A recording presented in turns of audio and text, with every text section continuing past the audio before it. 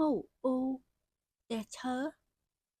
Mù u, tè chớ. Cha, phản u, té.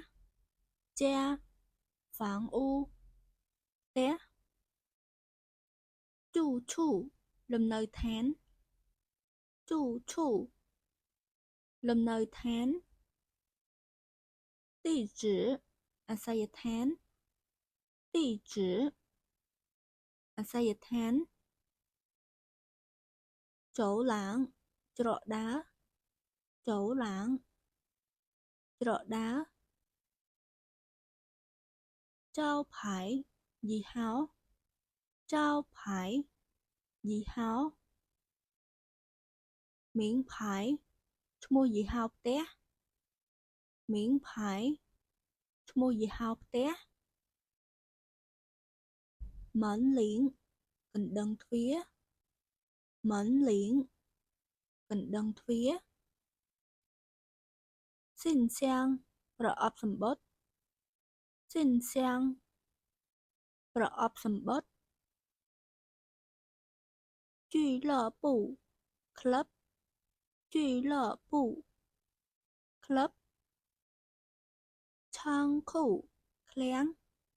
Trang khu, kháng. Điện ảnh viện, rong cấn. Điện ảnh viện, rong cấn.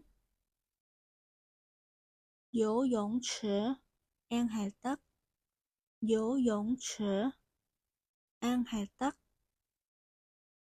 运动场, Kỳ là thán.运动场, Kỳ là thán. Sĩ院, rong là kháo. Sĩ院, rong là kháo. Ở thổng công viên, xuân cậu má. Ở thổng công viên, xuân cậu má.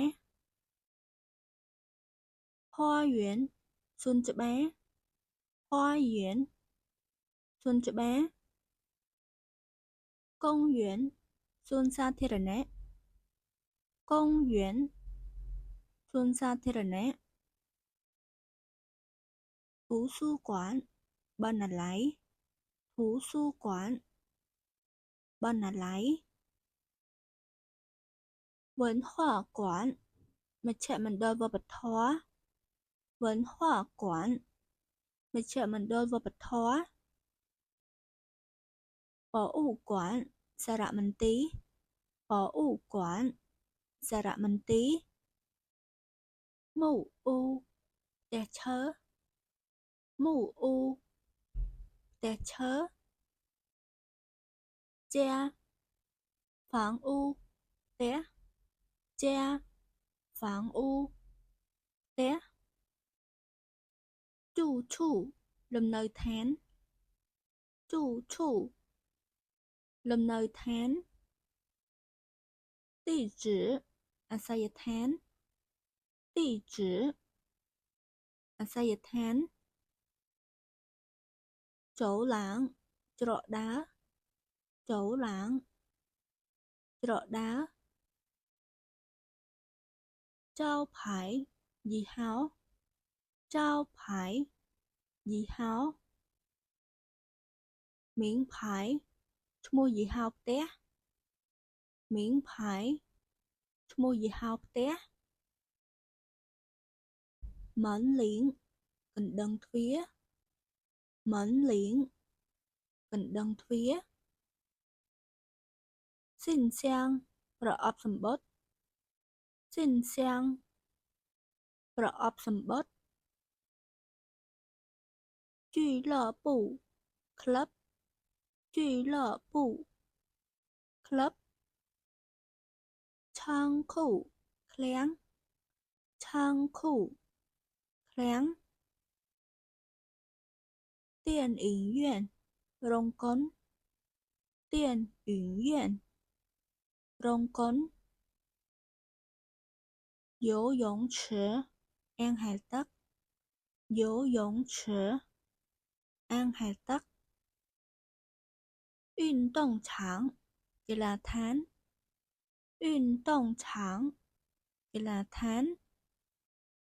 Sĩ院 rong là kháo. Sĩ院 rong là kháo. Ở thổng công viên xuân cậu má. Ở thổng công viên xuân cậu má.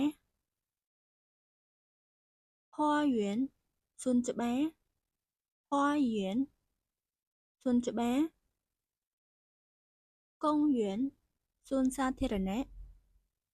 Công viên xuân sa thê rà nạ. Thú sư quán ban là lấy. Thú sư quán ban là lấy. Văn hóa quán mặt trận mình đôi vào bạch hóa. Văn hóa quán mặt trận mình đôi vào bạch hóa. Bảo ủ quán xa rạ mình tí. Bảo ủ quán xa rạ mình tí. Nè tụi ngọc ní anh mơ video bánh hay nông video xinh tiếtនៅក្នុង channel YouTube ខ្ញុំ ហើយ និង Facebook page ខ្ញុំ ហើយ complete ជួយ follow ម្នាក់មួយផងណាអរគុណ